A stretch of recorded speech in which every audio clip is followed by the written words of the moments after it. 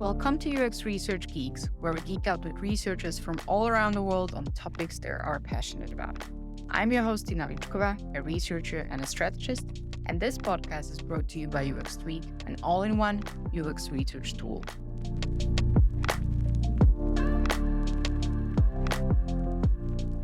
This is the fourth episode of the third season of UXR Geeks, and you're listening to me talking to Teresa Torres. I don't know how much I have to introduce Teresa, but she is a guru product management coach who came up with the continuous discovery habits, teaching on it, guiding companies on how to actually discover customer experiences and then plan or develop new features or make products better out of it. And in this episode, we were discussing how she sees the researchers' work in continuous discovery framework. Why are some people maybe a little bit mad about her, and why we both think that it's not actually on point. So a little bit spicy episode that you can definitely enjoy. You're a product person, or I have the framing Teresa Torres is the product person. And how did you came to the idea of like, okay, I'm going to preach, for me, it's research and to coach people on research. Where did that came from? Yeah, I actually have a human-computer interaction background. I started out as a designer. Okay. And moved into product. And I really was introduced to human-centered design like as a college student. And I entered the business world thinking, this is how the world works. People care about the customer and they're going to do research. Wow, was I surprised. That was not the case. And it really just made sense to me. Like I was introduced to, I would say probably more the usability testing side research as an undergraduate, but I was blown away how many companies weren't even doing that. Now, granted, this was the late 90s where we used to spend $30,000 to rent a 2-day facility with a two-way mirror to run our usability tests, right? There's a reason why companies didn't do it very often. But I always worked at really early stage startups. There was no budget for that. So I just started to look at like, how do we do this? Like, how do I get some input from customers, even if I can't do it in the formal big research process way? So I think this has just always been a part of the way that I've looked at building products, really influenced by my undergraduate program. And then another big turning point for me was when the Lean Startup book came out in 2011. I really felt, I was like, wow, somebody is putting in a book what I'm already doing. And I know a lot of people felt that way, right? Oh, Eric Ries has done a really good job of kind of codifying this testing mindset and this like, how do we know if we're right or not? And then the interviewing piece, to be honest, I can't really remember. Oh, I kind of remember a lot of the startups that I started working at, like eventually I got to the point where I realized even if you usability test your solutions, you can still build the wrong stuff. Like usability is not enough. As I moved into product, I started to get more interested in the business side of things and viability. If you don't nail the customer needs side of it, your product is not going to be viable because there's just not going to be enough interest. And then I started to get into the interviewing side of things. Like an academic nerd, I don't just dive into things and be like, oh, I'll just try this. So I started to geek out qualitative research. I did qualitative research as part of my master's. And I really look at my role as like, how do we look at what's the right way to do things if we had all the time in the world? And then how do we adapt that for the pace of industry? And so that's like the bridge I like to play is, how do I make this stuff more sustainable? Because we don't have time to do perfect research. And this is really nice what you just told. Like, how do we make it if we have all the time in the world or the perfect conditions? And this is not basically, it's never happening. I see it also in the organization where I'm working right now. You showed a lot of people in product. That's why the framing in my works like that. Now I remember, yes, you are coming from the design corner. That how to do research and the love for research, and they start to do it and they fall in love as well because it's just the communication for customers. But how did you start to sell it to product managers and product people and further on into companies? I think from a career standpoint, I followed a pretty typical like path in that like I bounced between. I know a lot of people now are bouncing between product and design roles. I don't think that unique anymore. Like at the time it was. And I got to the point where I was an executive in early stage startups and ran product and design teams. And honestly, I didn't love that job. Like I don't, it's really, unless you have a really strong CEO, Executive teams aren't well aligned. It creates so much chaos in the company. To me, it was the boring part of the job. Like, I don't really love the internal political, how do we get everybody going in the same direction? What I loved was developing a team and managing product managers and designers and working with engineers. And so after I think my fourth early stage startup, I just sort of was burnt out. And I knew that if I kept on that path, it would not end well. I put myself in a situation where like I was advocating for something that those founders were never going to be interested in. And so it wasn't very sustainable. My way of doing things, they had their way of doing things, and they often clashed.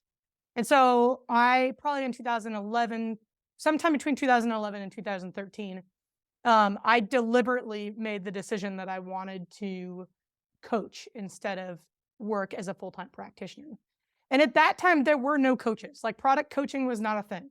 In fact, I'm pretty sure I'm the first person to use the title product discovery coach. And I don't even know if there were other product coaches at that time. It wasn't something that I could just hang a shingle and people were going to hire me, right? So I did two things.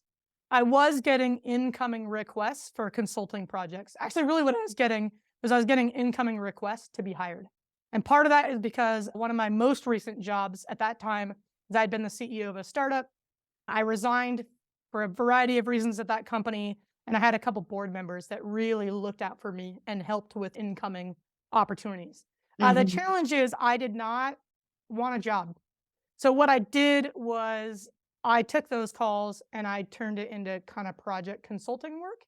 Mhm. And most of the time it was research. They were hiring me to do their interviews for them and to come back with, here's a research report. And I did not love that. And it's because I really felt like they needed to build the capacity to do that themselves rather than hiring an external person to do it. And this is a tension I felt my whole career. Like, I have friends that were in the same undergraduate program as me that went through the classic design agency route and they did project-based design work. And I always worked internal. And I saw a major conflict between those two paths. I'm not saying design agencies can't do good work, or research firms can't do good work for companies, but I just truly believed that if a company is a product company, they have to build these capacities internally themselves. And so what I started doing was when somebody would engage me for a research project, I would say, look, I will do this research for you, but only if you send your team along with me so that I can teach them how to do it themselves. That was an easy sale. They didn't know they needed it, but it was an easy sale. And then the other thing that I started doing back in 2011 is I started blogging, and I very deliberately started blogging with my audience being product leaders, and so with the goal of exposing the gap of, hey, your teams aren't doing this and here's why it's a problem. And that obviously took some time to build an audience and to build that foundation. But my very first like big coaching client was Prezi, and I got that gig through my personal network. My roommate actually worked at Prezi at the time. My very second big coaching client was Career Builder. Hope Gurion was the chief product officer there. And she found me through my blog. She actually sent me like a 2-sentence email that said, you write about things my team needs help with. Will you coach us? And she actually used the Mhm. coaching term. And Mhm. that's what told me, oh, my positioning worked. Like, I very deliberately went after trying to position myself as a coach. And then from there, it just picked up. There are two kind of entries for me there. One is the researcher as a freelancer, and you said you didn't love it. And this is what I am also contemplating because I'm going for freelance from June. And I'm like, yeah, I want to do the part where I research because I can geek out and learn about stuff and everything. Yeah. But there is this strong need of teaching it to people and showing them how it's done. What Yeah. would be there your recommendations on how to maybe not even going straight away to the coaching, but how to marry these two approaches?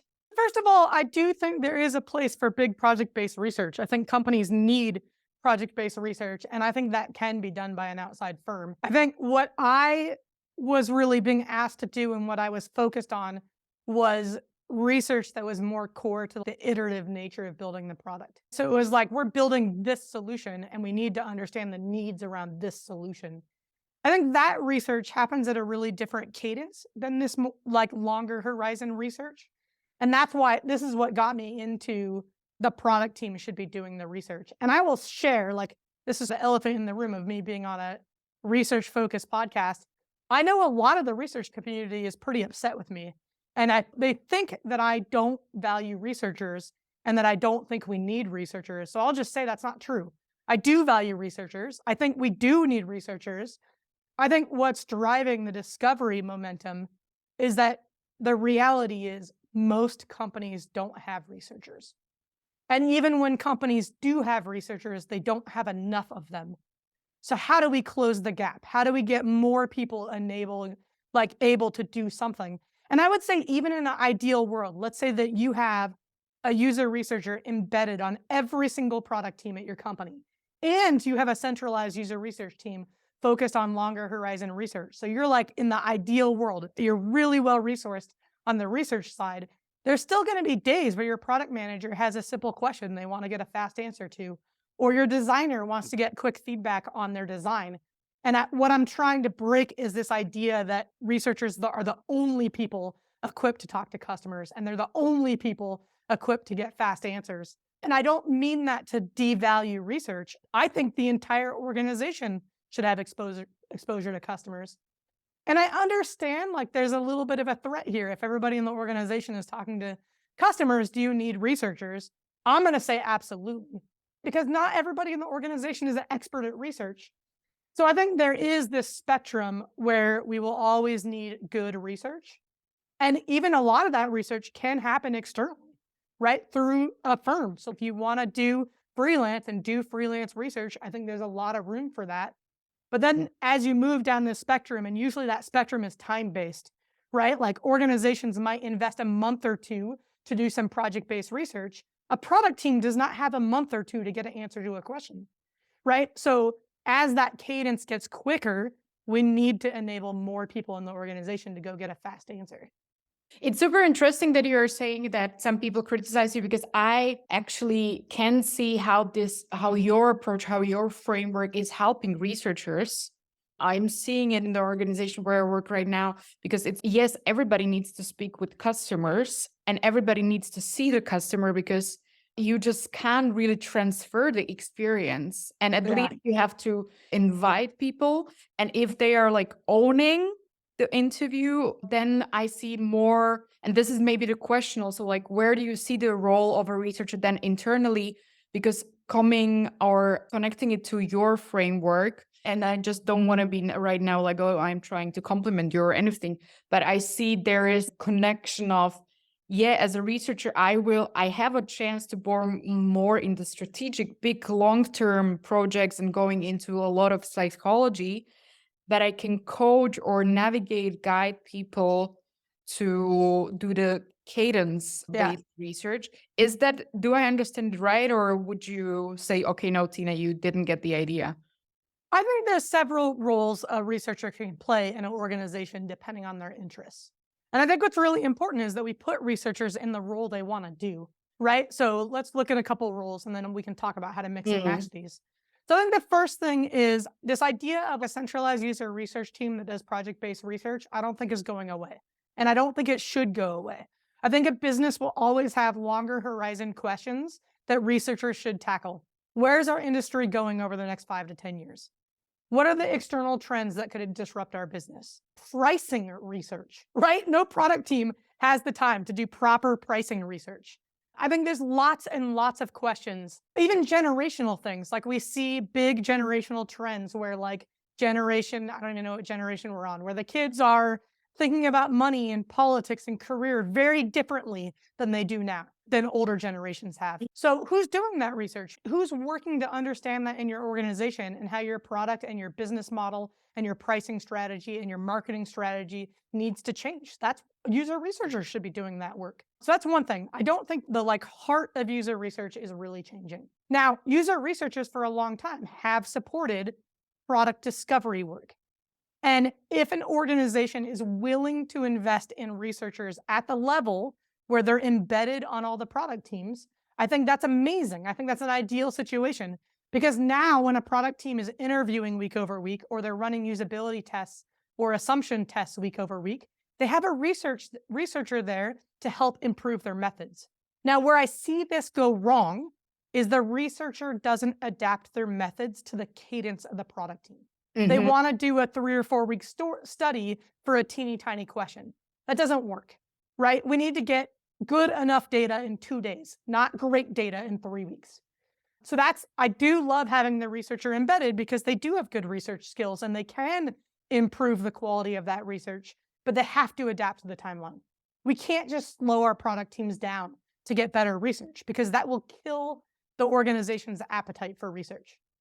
If the cost of integrating researchers is we just slowed our cadence down by 5x, well, guess what? All those researchers are going to lose their job. And then I think the third role that researchers can play is just as enablers. I know a lot of researchers enjoy teaching and coaching, and and it's almost like a research ops role where they're enabling research across all the product teams. Now, the mistake I see companies make is they take a researcher who wants to do that long horizon research and make them a research enabler. And they don't want to do that work. They're not a teacher, they're a researcher. But we do have researchers who are teachers who do want to do that enablement work. And I think a mix of all three of those strategies can work really well. You were mentioning research ops, and this is where I would like to also have your opinion. Like, how can research ops help with continuous discovery, and researchers can help to go for this fast kind of, let's call it quick and dirty, although it's not this type of research There's a either. lot of ways we can help enable continuous discovery in an organization. Mhm. And maybe this is the role research ops plays. Again, I don't like to say this person always does that because it's going to look different in every organization. But what are the things that I would think about if my job was to enable research across the organization? I would look at how do we create a steady flow of people to be interviewed by all of our teams. I would look at how do I get the right tools in place so that my teams have access to an unmoderated testing platform. When we have access to unmoderated testing platforms, we can design on one day and get feedback by the end of the day, and then do an Mhm. iteration on day 2. That's really amazing. So we get fast cycles of design plus feedback. So I would be looking at unmoderated tools like unmoderated testing platforms. I'd be looking at how do I make sure my teams know how to use those platforms well and know what types of questions can be answered on unmoderated platforms and what types of questions need to be done in person. I would be looking at other tools like one-question survey tools, good data analytics tools to make sure that my teams have access to all of that. I would be looking at research repository tools and looking at how do we collect and tag insights to make them searchable. I'd be looking at how do I make sure my teams are sharing what they're learning across the organization. I would look at who's doing the synthesis work across the teams. If I'm on a product team, I'm focused on my outcome. And all my research is helping me drive my outcome.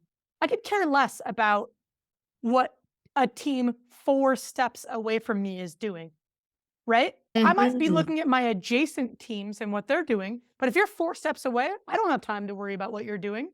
Somebody in the organization needs to be looking across all of these teams. What are we learning? What are the arcs?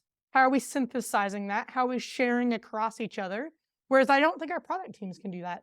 So I think that's a great role for research ops as well. And I think that's also a great place to find inspiration for those longer horizon research projects. Oh, we've got 6 teams that are stumbling across really similar insights. Maybe that's an indicator that we should get some more reliable research here.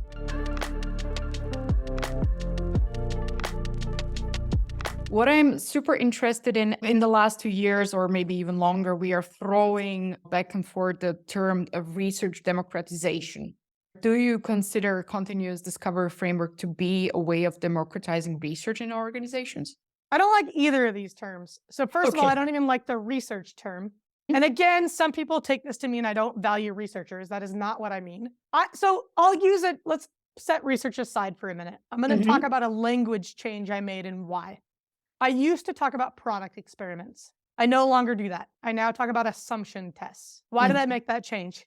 When we hear the word experiment, we immediately think of a hypothesis. We immediately jump into this sciencey realm, and we start to get questions like, how valid is that test? Do we have a representative sample? And suddenly, we're holding our product teams to a much higher standard than any other team in business.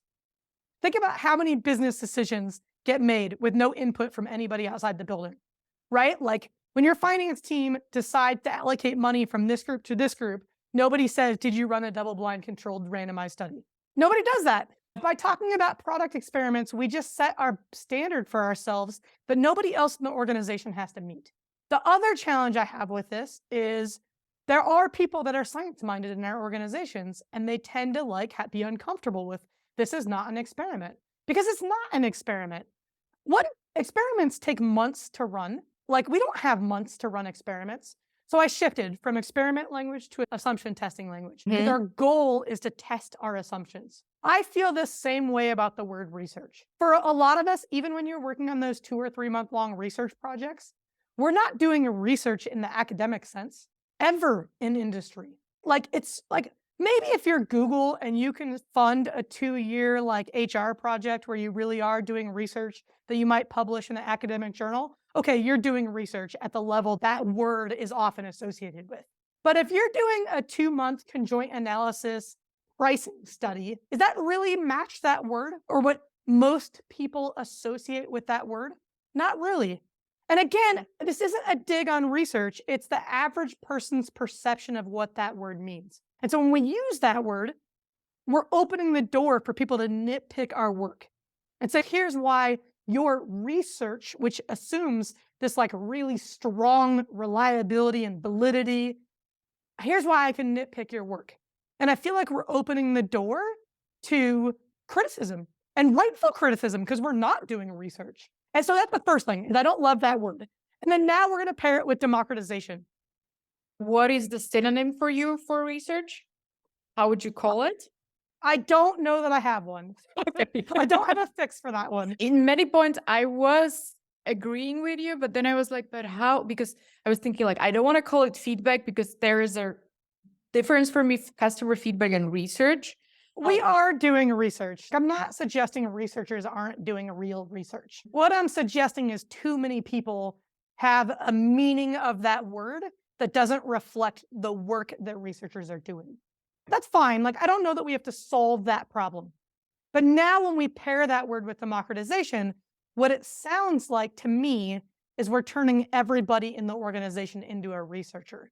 I don't think that's what we're doing, and I don't think that's what we should do, right? I think we should let our researchers do research. And everybody else in the organization needs exposure to customers.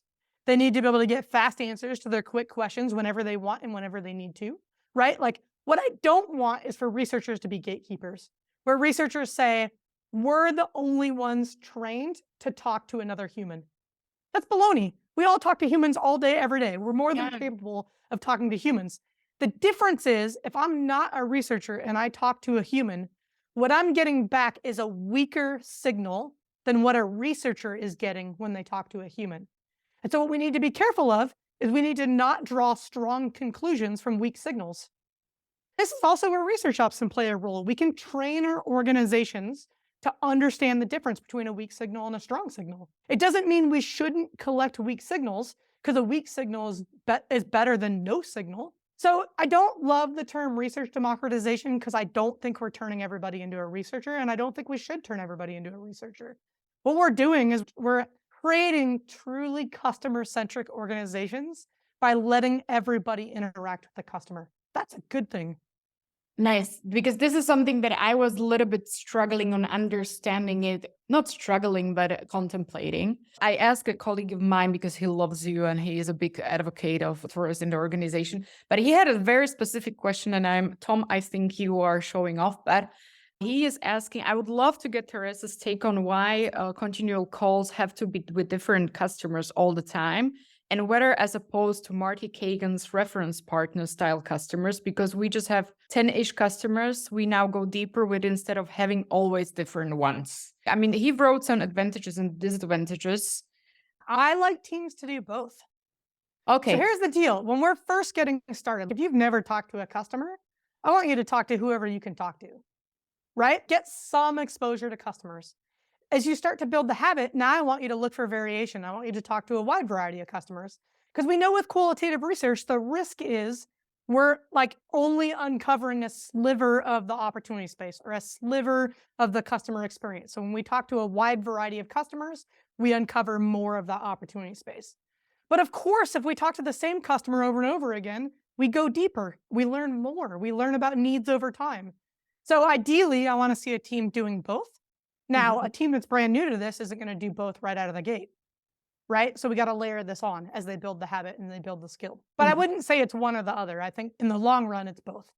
Okay, so it's the combination. And if it's easier in your organization to just have some design partners and talk to the same customers over and over again, start there. Just know the risk is that you might design a product for a small subset of the market because you're not talking to a variety of people. But that's a perfectly fine starting point. I just then want you to push for variation. Once you're comfortable with that, then get to the next step. Or start with variation, and then once you're comfortable with that, get to depth with a handful of people. To summarize, what would be your recommendation, the most important one? I think the first thing is I understand why some people react like this is an existential crisis. Discovery is going to make research go away. I don't think that's true. I think what discovery does is it helps an organization see the value of research. I think it's actually going to encourage organizations to hire more researchers. I think it's going to help grow the role of user researchers and the importance and the value of research. I also think it's going to help our organizations be more customer-centric, which I think most researchers want. That's why they're in their role. So I would say we're aligned more than we differ. It's heartbreaking to me that so many researchers are upset with me because I feel like researchers are my people. And so I think if you're an individual researcher, I think what I would look at is what's your ideal role? Do you want to focus on doing that long horizon research? Do you want to be embedded on a product team and learn how to do research on this faster cadence? Do you want to work in more of an enablement role? Because I think all three roles exist right now. And it's about how do you find the right role for you as an individual researcher. I'm definitely not upset with you. I think it makes a lot of sense. And there are connections and combination where I can feel like, okay, this is also working. We were talking in the beginning about your plans a little bit on the personal side, but when it comes to the professional plans, what can we see in the next few months or even a year from Teresa?